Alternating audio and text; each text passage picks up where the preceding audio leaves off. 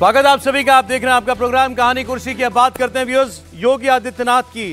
तो सब बात हो रही थी, ब्रेक से पहले हम लोगों ने चर्चा की जब राहुल गांधी के जाति जनगणना के विषय पर बात हुई कि भाई बीजेपी के पास जवाब क्या है इस चाल का या इस नैरेटिव का। बीजेपी कैसे उत्तर देगी? धीरे धीरे घूम कर क्या फिर जाति पर ही अपनी राजनीति को लाना पड़ेगा? बीजेपी जो कर रही हो सो कर रही हो। एक नेता है बीजेपी का, इसको कोई मतलब नहीं इस बात से। लाइन बिल्कुल क्लियर है और अब लगता है कोई दुविधा होने भी नहीं वाली उनको आगे। वहीं योगी आदित्यनाथ, पहले भी नहीं थी, लेकिन अब तो जो आज उन्होंने कहा आगरा में जन्माष्टमी मनाने के लिए वहां गए हुए थे, तस्वीर आपके सामने है। फिर एक बार हमारे नए युवक को जन्माष्टमी की बधाई। सीधे कह रहे हैं बटोगे तो कटोगे। बांग्लादेश में देख लो क्या हो रहा है। बटोगे मतलब जातियों में बटोगे, जातियों में टूटोगे तो तुम्हारा ही नुकसान होगा। अब आज वो एक कथा सुना रहे थे, इतिहास की बात बता रहे थे, हमारे कुछ युग पुरुषों की बात हो रही थी। दुर्गादास राठौड़ जी की कहानी उन्होंने बताई थी आज वहाँ पर। तो वहाँ उन्हीं सबकी बात करते करते उन्होंने कहा कि उनकी कुर्बानियाँ याद करो। दुर्गादास राठौड़ जी ने कैसे आक्रांताओं के साथ लड़ाई लड़ी थी उसको याद रखो। और वैसे योद्धा तुम्हारे बीच में आज भी हैं। समाज के लिए लड़ेंगे मरेंगे, लेकिन समाज को एक काम करना है कि समाज को बंटना नहीं है। तो ये भी एक किस्म का जवाब है जिसकी बात हम लोग कह रहे थे कि क्या है इस जाति वाली राजनीति का जवाब। तो ये भी एक जवाब हो सकता है, लेकिन ये कन्वे करने वाला एक नेता होना चाहिए और वो इस तरीके से कहे कि लोगों के दिल में बात जाए। आप योगी जी की बात सुनिए, फिर बात करते हैं योगी जी की बात दिल में जा रही है कि नहीं जा रही। बहनों और भाइयों, राष्ट्र से बढ़कर के कुछ नहीं हो सकता, कुछ नहीं हो सकता। और राष्ट्र तब सशक्त होगा जब हम एक रहेंगे, नेक रहेंगे, तभी नेक रहेंगे। बटेंगे तो कटेंगे। आप देख रहे हैं ना, बांग्लादेश में देख रहे हो ना, तो वो गलतियां यहां नहीं होनी चाहिए। बटेंगे तो कटेंगे, एक रहेंगे तो नेक रहेंगे, सुरक्षित रहेंगे और समृद्धि की पराकाष्ठा को पहुंचेंगे। हमें विकसित भारत की संकल्पना को साकार करने के लिए कार्य करना है। जो पंचप्रण में प्रधानमंत्री जी ने कहा कि गुलामी के अंशों का सर्वथा समाप्त करेंगे, अपने वीरों का, सैनिकों का सम्मान करेंगे, एकता और एकात्मता के लिए कार्य करेंगे, किसी को भी समाज में विद्वेष फैलाने की छूट नहीं देंगे। जाति के नाम पर, क्षेत्र के नाम पर, भाषा के नाम पर, तमाम अन्य वादों के आधार पर बांटने वाली ताकतों से सावधान रहेंगे और अपने नागरिक कर्तव्यों का निर्वहन करते हुए भारत को दुनिया की सबसे बड़ी ताकत के रूप में स्थापित करेंगे। भाई जैसे राहुल जी की पॉलिटिक्स है, इनकी भी अपनी पॉलिटिक्स है। हर्षवर्धन जी, बटेंगे तो कटेंगे। देखिए, मैं बड़ा ईमानदारी से कहूं, और आजकल चूंकि जब आप कई चीज़ें पुराने संदर्भ देखते हैं तो नरेंद्र मोदी के आप मुख्यमंत्री रहते के सारे भाषण उठा लीजिए, अच्छा, और उसको दोनों एक साथ स्क्रीन पर चला दीजिए तो आपको लगेगा दोनों एक साथ चल रहे हैं। यही शैली। और इसके अलावा कोई आप कह रहे हैं कि यह भी एक विकल्प है, मैं आपकी बात से एकदम असहमत हूं। यही एक विकल्प है, इसके अलावा कोई विकल्प ही नहीं। भाई भारतीय जनता पार्टी, जिसको हम कहते हैं, जिस वैचारिक अधिष्ठान पर यह पार्टी काम करती है, वहां हिंदू शब्द उसी के इर्द गिर्द जो चलेगा वो इनको लाभ देगा। जहां जाति के चक्कर में, जहां दूसरे चक्करों में फंसेंगे वहां इनका नुकसान होगा। वहां राहुल गांधी पूछ लेंगे ब्यूटी कॉन्टेस्ट। तो मुझे लगता है जो योगी आदित्यनाथ कह रहे हैं ये नई बात नहीं है, लेकिन नए समय में इस बात को सुना जाना चाहिए। भाई वो प्रॉब्लम ये है ना, वो जब तक योगी जी को सुन रहा है तब तक तो अच्छा लग रहा है उसको, हिंदू हिंदू लग रहा है। घर पहुंचते पहुंचते फिर वही हो जाता है, वो अपने जो जाति का बोध आ जाता है उसको। नहीं, लेकिन अगर दूसरे लोग भी ये कहें, अगर ये ऐसे सोचा होता तो आज यहाँ चाहे संघ की यात्रा, राम मंदिर की यात्रा और ये जो सारी यात्राएं हैं, जो भारतीय जनता पार्टी की तीसरी बार सरकार बनी, ये तो बनती ही नहीं। ऐसा नहीं है ना कि वो जाति सोचने लगता है, वो हिंदू सोचकर ही भाजपा के पास आया है। अगर भाजपा उसको जाति जाति सोचवाने लगी तब तो फिर मुश्किल हो जाएगी ना, ये समझिए। अगर भाजपा भी ये करने लगी, मूल तो वही है ना, भाजपा के पास जो आ रहा है वो मूलतः जाति सोच के नहीं आ रहा है। आप कह रहे हैं बीजेपी के पास और कोई ऑप्शन ही नहीं है। ये लाइन जो है, जो ओरिजिनल लाइन है पार्टी की, उसी पर रहे, मूल पर लौटना होगा। अवधेश जी, देखिए, मंडल के काल में भारतीय जनता पार्टी अगर उत्तर प्रदेश जैसे राज्य में सत्ता में आ गई बिहार और झारखंड मिला के एक था, इतनी बड़ी शक्ति बनी, मध्य प्रदेश में वो सत्ता में आई, तो उसके कारण क्या थे? वीपी सिंह के बाद तो सबसे बड़ी मंडल की लहर थी। तो हिंदुत्व और हिंदू ऐसे शब्द है जिसमें जातीय पहचान, आपके छोटी छोटी शिकायतें, आपको की परेशानियां सब खत्म होकर के एक देश के सामने लोग खड़ा होता है। अब मैं उदाहरण दे रहा हूं आपको, पहले ये कितना खतरनाक है। 1931 में अंग्रेजों ने संपूर्ण देश के लिए जाति जनगणना कराई थी। अंग्रेजों की नीति यह थी कि इस देश को गुलाम रखना है, इस देश को खंड में विभाजित करना है, तो जातीय पहचान खड़ा करो। जो नीचे, उन्होंने ही backward, schedule caste, schedule tribe से सब नाम दिया। सो ध्यान से सुनिए, ये हमारा नाम नहीं है, देश ध्यान से सुनिए, पिछड़ी जाति हमारा नाम है ही नहीं, ये अंग्रेजों के दिए हुए नाम के हिंदी अनुवाद है। और उसके परिणाम क्या हुए, जरा ध्यान से सुनिए। परिणाम ये हुए कि इस देश के दलितों के, जनजातियों का एक बड़े समूह ने बिहार, बंगाल, पूर्वोत्तर इन क्षेत्रों में पाकिस्तान विभाजन का समर्थन किया, मुस्लिम लीग को वोट दिया, वो पाकिस्तान, बांग्लादेश गए। ये बांटने का परिणाम अंग्रेजों का था, इसलिए वो जाति जनगणना करा करके लोगों में चेतना उत्पन्न करते थे और उसको फिर आगे खिलाने की कोशिश हो रही। जो हम बोल रहे हैं, भारतीय जनता पार्टी जो उसकी नीति थी, जिसके आधार पर देश ने उसको समर्थन किया है, उसमें जो कमियां हैं दूर करें। लेकिन अगर आप उन्हीं पहचान के नेताओं को सम्मानित देंगे, आपकी भाषा में वही लागू होगा, तो फिर जो असली जातिवादी है उसकी ओर लोग जाएंगे, लोग भ्रमित होंगे।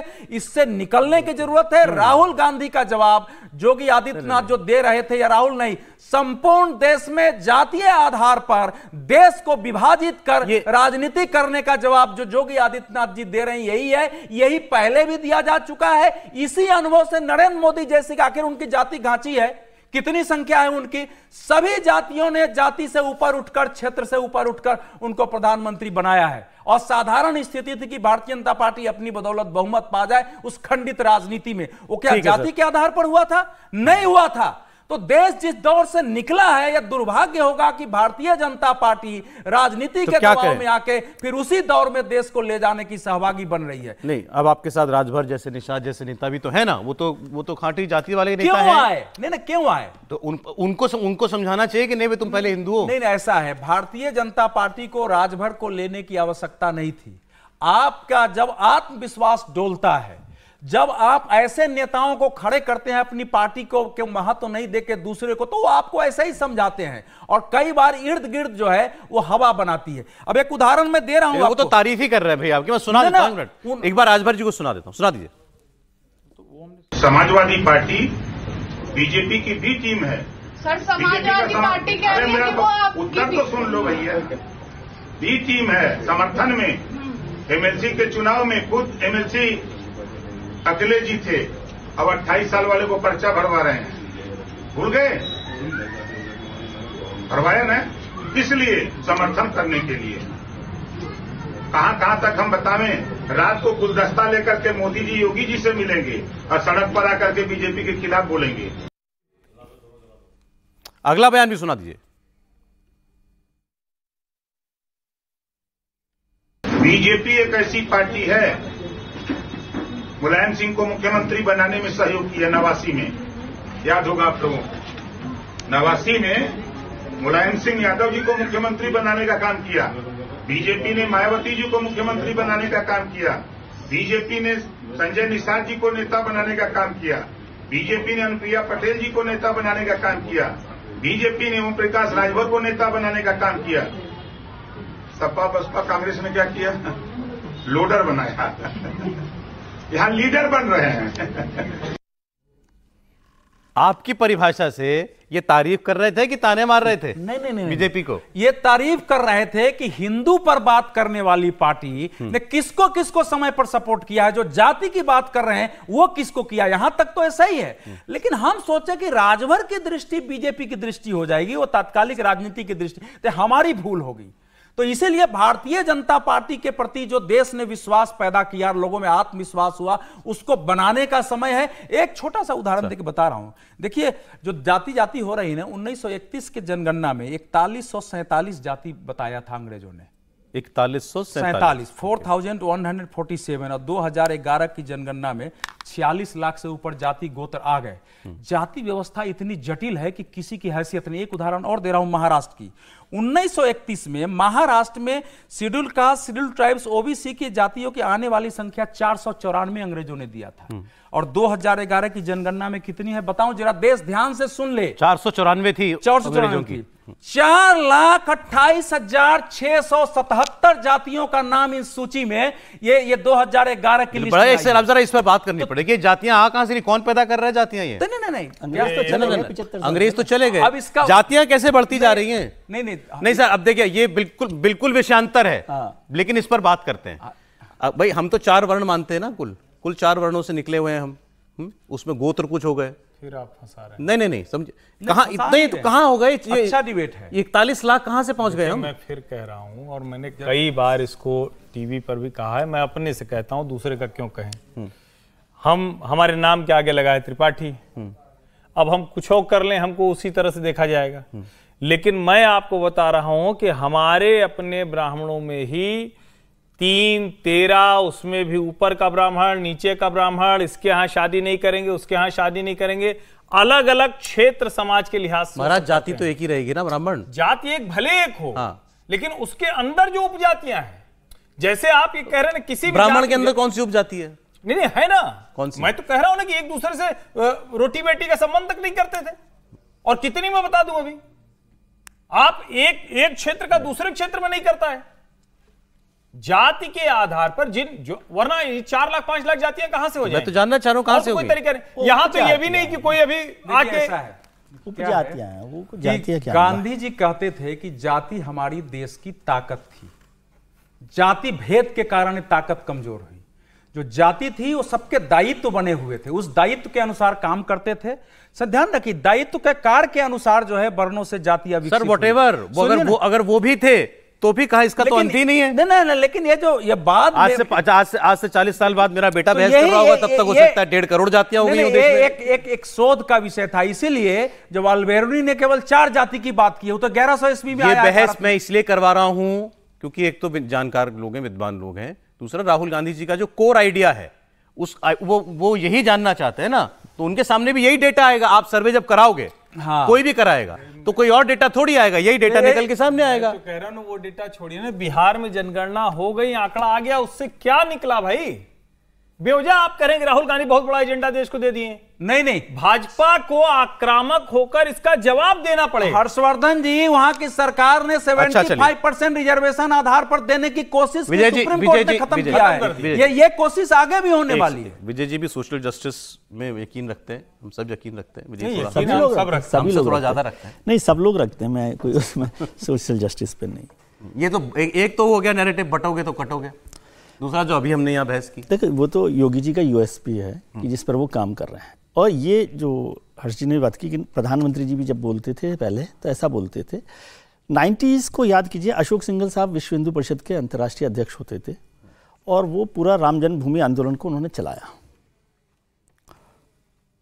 यूएस में उनका एक प्रोग्राम था, मैं वहाँ था, तो ये मंदिर, ये राम रथ यात्रा होने के बाद 90s की, तो उन्होंने क्या कहा वहाँ पर, बहुत महत्वपूर्ण बात की। उन्होंने कहा कि ये जो राम जन्मभूमि आंदोलन है वो राम जन्मभूमि निर्माण के लिए तो है ही, लेकिन ये बहुत इसका छोटा हिस्सा है, ये इसका बहुत छोटा हिस्सा है, मतलब एक साइड इफेक्ट जैसा है। इस आंदोलन का मकसद हिंदुओं की जातियों को खत्म करना है, हिंदू को एक करना है। और यदि आप रथ यात्रा में गए हो, क्योंकि मैं रथ यात्रा में गया हूँ, तो उस समय वहाँ पर केवल हिंदू था, जाति नहीं थी। मतलब जातियाँ सारी आ रही थी, लेकिन सब एक पहचान के साथ चल रहे थे।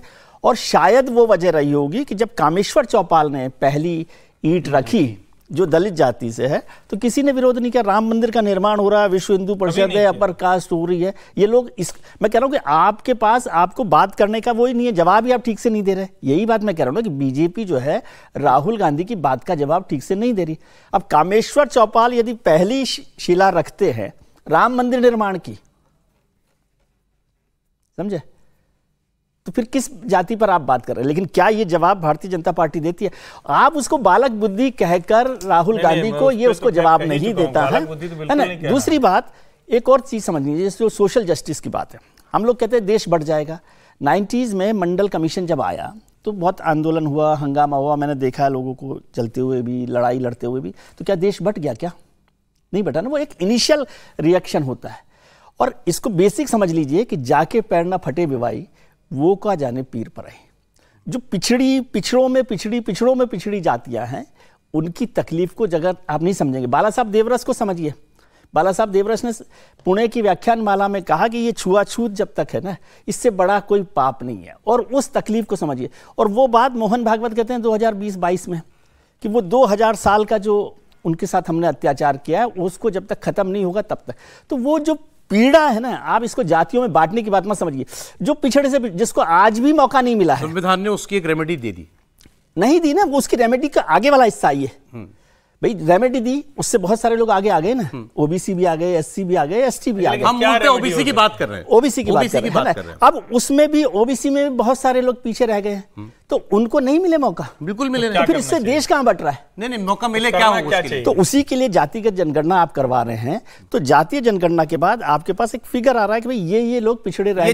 ये 40 लाख जाति। नहीं, वो ऐसे ये एग्जेजरेशन मत करिए। 40 लाख 140 करोड़ एग्जेजरेशन नहीं है सर। मेरी बात सुनिए, 140 करोड़ लोगों की चिंता के लिए आप पूरी योजना बनाते हैं, तो 40 लाख जातियां तो भी बनाइए। जब तक आप उस पीड़ा को नहीं समझेंगे, तब तक आप इस पूरे इशू को नॉन इशू की तरह से देखेंगे। बात को स्वीकार तो करें सर कि हाँ ये 40 लाख मैं नहीं समझता। ऑफिशियल फिगर नहीं है, ऑफिशियल फिगर कोई नहीं है। 2011 की जनगणना का ऑफिशियल फिगर है, नहीं है, सरकार कोर्ट करती है 40 लाख। एफिडेविट में सुप्रीम कोर्ट में बताया है। सुनिए जब लेकिन मैं तो कह रहा हूं कि 140 करोड़ लोगों के लिए जब हम योजनाएं बना सकते हैं, तो 40 लाख लोगों ये इशू ही नहीं होता। जैसे कहा जाता है कि नहीं जाति जनगणना में है ना, एक टेक्निकल इशू है। 2021 में सुप्रीम कोर्ट में जब जाति जनगणना पर बहस हो रही थी, तो सरकार ने अपने एफिडेविट में 2011 की जनगणना के आंकड़े दिए थे। सर एक बड़ी खबर आ गई मेरे पास, आप लोग वो सरकार के एफिडेविट के आंकड़े हैं 2011। एक बार जो हमने जिस खबर से शुरुआत की थी, कश्मीर की खबर, जम्मू कश्मीर में टिकट बंटवारे को लेकर जबरदस्त घमासान है। जम्मू में बीजेपी दफ्तर पर प्रदर्शन हो रहा है, हंगामा हो रहा है। और वही बात जो यहां हमारे आपके विश्लेषक बता रहे थे, कांग्रेस से आए लोगों को टिकट देने पर नाराजगी है। यही बात निकल करके सामने आ रही है। वहां पर अभी जो कुछ लोग प्रदर्शन करने पहुंचे हैं, वो ओमी खजूरिया, ये बीजेपी के लीडर हैं, इनके लिए टिकट की डिमांड करने के लिए वहां पर पहुंचे हैं। ये देखें, नारेबाजी हो रही है।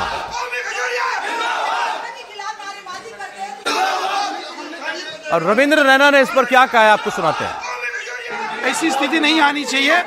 मैं सभी कार्यकर्ताओं से व्यक्तिगत पर्सनल बात करूंगा, और मैंने पहले भी सभी कार्यकर्ताओं से बात की है। मैं सबका सम्मान करता हूं। एक एक करके सभी कार्यकर्ता मेरे पास आइए, मैं सभी कार्यकर्ताओं से बात करूंगा। सब कार्यकर्ता मेरे हैं, मेरे भाई हैं, हमारी बहनें हैं, नौजवान हैं। सबकी इज्जत है, सबकी बात होगी। प्लीज मेरा आप सबसे निवेदन है, मेरा आप सब साथियों से निवेदन है, हमें अनुशासन में रहते हुए कार्य करना है। अनुशासन भारतीय जनता पार्टी के कार्यकर्ताओं की सबसे बड़ी पहचान है। मैं सबसे बात करूंगा, मैं सबसे बात करूंगा, एक एक कार्यकर्ता, हर एक कार्यकर्ता से मैं बात करूंगा। मैं हर एक कार्यकर्ता से बात करूंगा, हर एक कार्यकर्ता से बात करूंगा। हमें मैंडेट नहीं मिला सर। सवाल का प्रदर्शन कर रहे हैं लोग, नाराजगी है उनकी। वो कह रहे हैं मैं सबसे बात करूंगा। लोग नाराज इसलिए क्योंकि उन्हें लगता है बाहर से आए, कांग्रेस से आए लोगों को तरजीह दी गई, उनको टिकट दिया गया। कांग्रेस पार्टी का अपना कार्यकर्ता जो था बीजेपी का, उसको कुछ नहीं मिला। राही कपूर हमारे साथ हैं, हमारे सहयोगी। राही, जरा बताइएगा ये इतनी गफलत कैसे, मतलब टिकट आती, लिस्ट आती है, वापस हो जाती है, उसके बाद फिर इतना हंगामा। राही,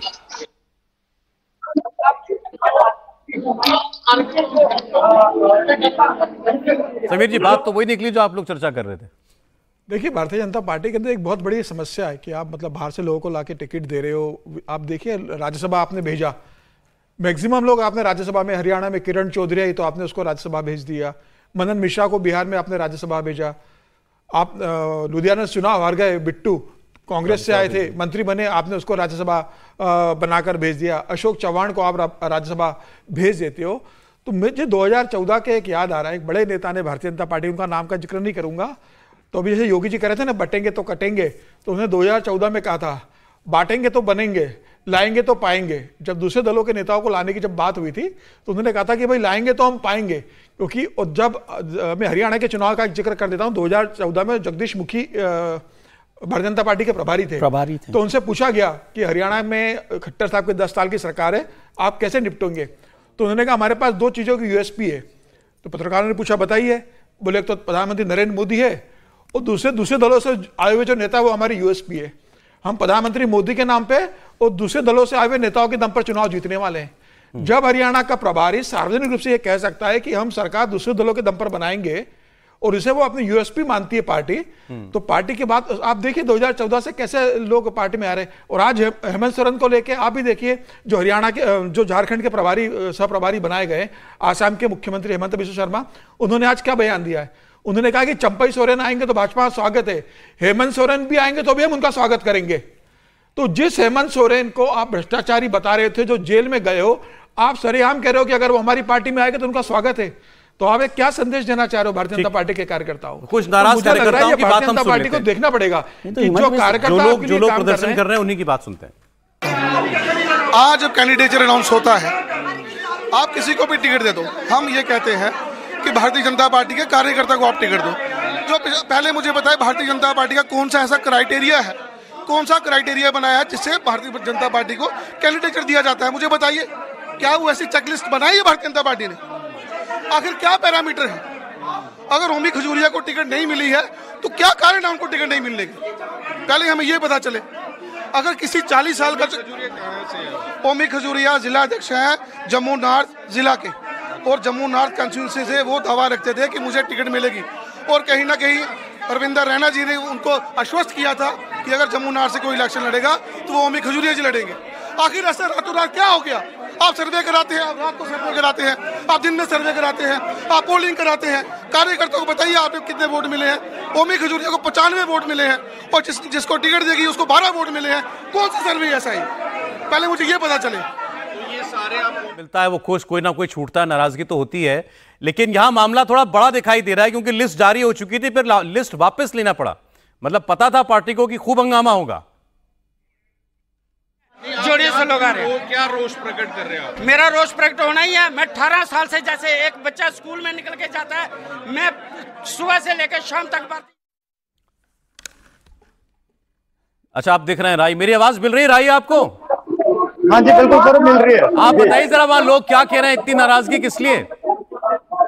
देखिए, भाजपा की जो पहली सूची जारी हुई थी जिसे उन्होंने वापस ले लिया, उस दौरान कुछ कैंडिडेट्स के जो है वो नाम सामने आए थे, लेकिन यहाँ पर एक दूसरा ग्रुप है जो भाजपा का, जो चाहते थे कि जो पहली सूची में जिन लोगों का नाम शामिल किया गया है हम उन्हें पसंद नहीं करते हैं। तो ऐसे में यहाँ पर जो जम्मू नॉर्थ की सीट को लेकर जो डिमांड थी इनकी कि वहां पर जो है हमारे कैंडिडेट को टिकट मिलना चाहिए था, उसको लेकर उन्होंने यहाँ पर हंगामा किया हुआ है। अभी जो भाजपा का ऑफिस है, यानी जो जम्मू में ऑफिस है, वहां पर जो है वो तमाम बड़े नेता है, हालांकि उन्होंने अभी अपने कमरे बंद कर लिए हैं और दूसरा गुट जो है लगातार यहाँ पर प्रदर्शन कर रहा है और काफी हंगामा यहाँ पर देखने को मिल रहा है। तो उनका साफ तौर पर कहना है कि हमें हमारा जो कैंडिडेट है, जो पिछले 18 से 20 साल से भाजपा में अपनी सेवाएं दे रहा है, उसे टिकट मिलना चाहिए, तो उसको लेकर काफी हंगामा चल रहा है। जी, तो अभी ये केवल एक, अभी वहां इतने सारे लोग दिखाई दे रहे हैं, ये एक सीट पर अपनी नाराजगी जताने के लिए आए हैं? जी बिल्कुल, जम्मू नॉर्थ की जो सीट है उस सीट को लेकर जो है ये अपनी नाराजगी जता रहे हैं और पिछले 1 घंटे से लगातार यहाँ पर विरोध प्रदर्शन जो है वो चल रहा है। जी, तो जो 2 लिस्टें वापस हो गई हैं उसमें ये वाली सीट भी है कि नहीं है? हाँ जी बिल्कुल, जम्मू नॉर्थ की जो सीट है, जो पहले लिस्ट वापस की है उन्होंने, उसमें जो है जिस कैंडिडेट का नाम था वो उससे असंतुष्ट है। वो कह रहे हैं कि उसका नाम बदलना चाहिए और जो हमारा नेता है उसे जो है वो टिकट मिलनी चाहिए। ठीक राही। नहीं, मैं समझना चाहता, वो पहली लिस्ट में है, जो कि पहली लिस्ट तो वैसी की वैसी नहीं, ये जम्मू उत्तर जो सीट है, यहाँ से ओम खजूरिया के लेकर है, वहाँ श्यामलाल शर्मा को टिकट दिया है और वहाँ की जो स्थिति है, जो वहाँ के लोग बता रहे हैं, उसकी स्थिति उस प्रत्याशी की ठीक ठाक है, मतलब वो जिताऊ प्रत्याशियों में से है, कांग्रेसी है।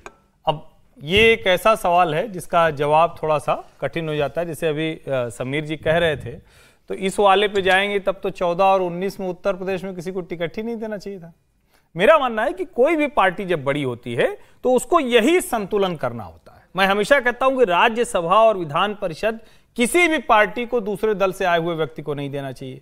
लेकिन अगर दूसरे दल से आया हुआ व्यक्ति चुनाव लड़के जीतने की स्थिति में है तो बिल्कुल उसको स्वीकार करना चाहिए। हां, अगर आपका नेता इतना मजबूत है, उसकी एक तरह से कहेंगे बलि लेकर हो, तो वो नहीं करना चाहिए। ये बड़ा फाइन बैलेंसिंग होती है जो करते हुए ही अमित शाह, ऐसा थोड़ी ना है कि वो सारी फाइन बैलेंसिंग नहीं जानते हो और उसकी वजह से 282, 303 और अभी भी 240 सीटें। तो मेरा मानना है कि ठीक है, अब एक सीट को लेकर ये धरना प्रदर्शन हो रहा है, वहां के लोकल लोग और बेहतर बताएंगे। लेकिन जो मेरी जानकारी है कि जम्मू नॉर्थ पर भाजपा का जो प्रत्याशी चयन है वो फिलहाल बेहतर है। इनकी भी दावेदारी बड़ी तगड़ी थी, इनको टिकट नहीं मिला है। भाई आपने 29 सीट जो है वो वापस ले ली है, 29 सीटों के टिकट, तो ऐसा नहीं एक आध दो सीट की बात नहीं होगी? नहीं, वो तो इसलिए कर लिया, वो उसमें से छांट के तो नहीं करते। वो दो सीट्स को उन्होंने, दो लिस्ट को, सेकंड और थर्ड को विड्रॉ कर लिया, फर्स्ट लिस्ट को जारी किया। उसमें ये मतलब नहीं कि सारी 29 सीटों पर कोई प्रदर्शन हो रहा होगा, ऐसा नहीं है।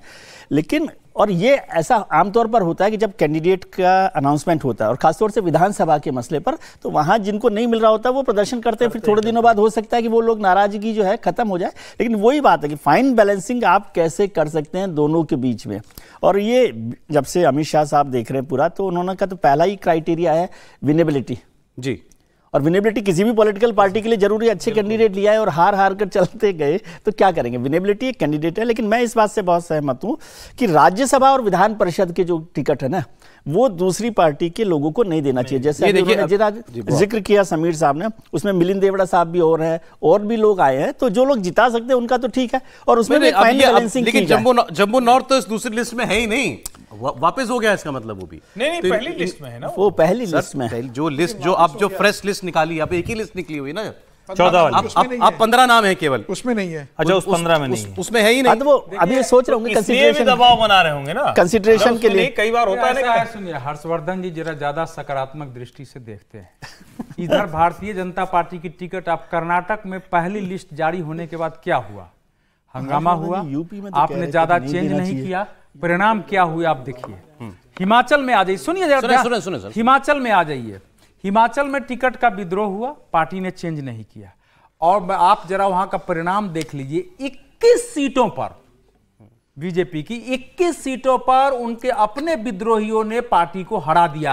और पार्टी चुनाव में थोड़ी होता है, हर चुनाव में होता है। ना, फिर देखिए, आप सरलीकरण कर रहे हैं। 21 सीट, जहां सीट ही कम है वहां अगर आपकी पार्टी हरा रही है, आपकी 80 से 85 सीटें आपकी पार्टी के लोग हरा रहे हैं। कर्नाटक में 25 सीटें आपकी पार्टी के विद्रोही हरा दे रहे हैं, ये झारखंड में, और आपकी पार्टी हार जा रही है। कम होता है, कहीं ज्यादा। दूसरी बात है, सुनिए, दूसरी बात है कि क्या विनेबिलिटी में हमारी पार्टी के लोग जो हैं, जो लगातार संघर्ष किए हैं, वो कसौटी पर आते हैं कि नहीं आते हैं? सवाल तो ये उठता है। अगर वो कसौटी पर नहीं है, तब भी दूसरा आदमी जो आ रहा है उसको ठोक बजा के ही टिकट दिया जाना चाहिए कि भविष्य की दृष्टि से वो हमारे लिए कितना लाभदायक है, अनुशासन में रहेगा नहीं रहेगा। ये इस क्राइटेरिया में व्यापक कमी है, क्योंकि वहां का जो सर्वे है, उस सर्वे में उसी व्यक्ति को ज्यादातर लोगों ने। सर, मोटी बात ये समझा दीजिए व्यूअर्स को, ये जो बीजेपी ने अपने दरवाजे खोले थे लोकसभा चुनाव से पहले कि आओ, आप सबका स्वागत है, आप कहीं से भी हो, आप कैसे भी रंग रूप के हो, कौन सी विचारधारा के हो, आपको बीजेपी में आना है तो आप आ सकते हो, लेकिन कुछ लेकर के आइए। ऑब्वियसली अभी कायम है बीजेपी उस पर, और अगर है तो क्या रहना चाहिए? 2016 से प्रवृत्ति बनी है, 14-15 में नहीं थी। 2016 से बनी और उत्तर प्रदेश के 2017 में थोड़ा दिखाई दिया है। लेकिन ये तेज जो हुआ है वो पश्चिम बंगाल में जब जो चुनाव हुआ है उस समय से ही व्यापक पैमाने पर दिखाई दिया है कि जैसे जो स्थिति बनी थी। और अभी तक के परिणाम यह है कि पूरे देश में आपके प्रतिबद्ध समर्थकों में, कार्यकर्ताओं में, नेताओं में इसको लेके पहले असंतोष, खींच पैदा हुआ, फिर विद्रोह का भाव पैदा हुआ है, और पार्टी आंतरिक रूप से इसको लेके विभाजित है। भले पश्चिम बंगाल में एक बात जोड़ दूं, पश्चिम बंगाल में इसको आप नहीं जोड़ सकते, क्योंकि पश्चिम बंगाल ऐसी जगह थी जहां पे पार्टी के लोग ही नहीं थे।